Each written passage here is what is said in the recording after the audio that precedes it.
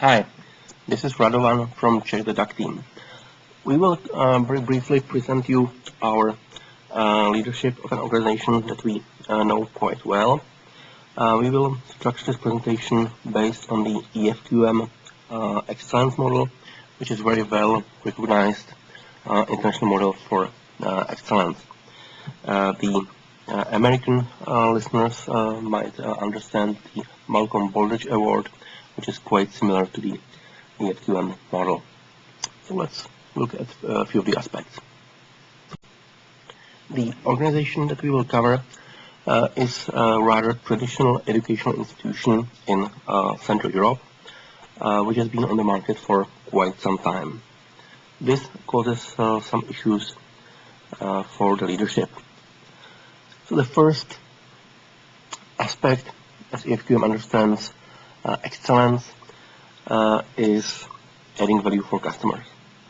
Well, unfortunately for the organization, the boss, or actually the bosses, don't really understand the customers too well. They know the customers as such because the students have been to medical school for quite some time, but they don't really understand their specific needs. They don't understand the currently changing needs. Also, the customers don't pay because the education is for free, so to speak, meaning paid by taxpayers. So there is far less incentive to innovate and to really think about what the customers really want. So to sum up, little understanding of what the value for customers is and how to drive it. Second, creating sustainable future. As I mentioned, the organization has been on the market for a few decades already, so far being mostly financed by the state budget. That means in the current era, this money is going down, and the boss and the other bosses don't really understand it. So they recognize that this funding is going down, that the demography is going down, and mostly just mention it at the meetings of the department, but that's about it. It doesn't create any, call for action, nor any specific steps or projects to raise other money to create new projects and so on. Well, the third one, developing organizational capability. Actually, there are no specific personal policies how to manage current faculty members. There are no policies how to attract new faculty members. The faculty are basically a group of independent people, relatively highly capable, but not working together as a team. So nothing is happening to lead the organizational capability as such. Creativity as innovation, well, you will not be surprised.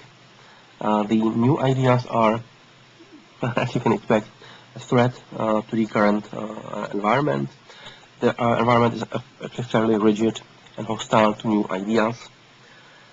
Most of the innovation comes from outside, actually being forced by the Department of Education to do something to create some new innovation. On the other hand, this creates some environment for faculty members to do what they want, because there is quite some freedom. Not planned freedom, but the freedom is there. The next one, leading with vision, inspiration and integrity. Are you surprised at this moment that there is not much strategy, much vision? So the bosses don't really understand where the educational field is going, what, for example, MOOCs are, where education is happening, in what countries, what markets, so on. Managing with agility, I think we can already skip this one, because we have seen how agile we are. And let's go to the last one, or the one before, succeeding through the talent of people. Well, people are fairly talented, and there's quite some space for the people to develop themselves. But those is mostly despite the organization, because there's quite a bit of neglect. The people can just do what they want because nobody cares about them, which is actually pretty good. But I'm not sure this is really proof of good leadership. And as for results, well, the finances of this organization are going down. The profit and even the revenue is going down. Costs are pretty much stable or going up. The processes are reinventing new from scratch lessons learned again and again. So to summarize, well, actually I've presented pretty much an anti-model of leadership based on the EFQM concept of excellence, and if this organization starts changing at least one of the aspects by the other, there'll be a huge step. Thank you for listening. Have a good day.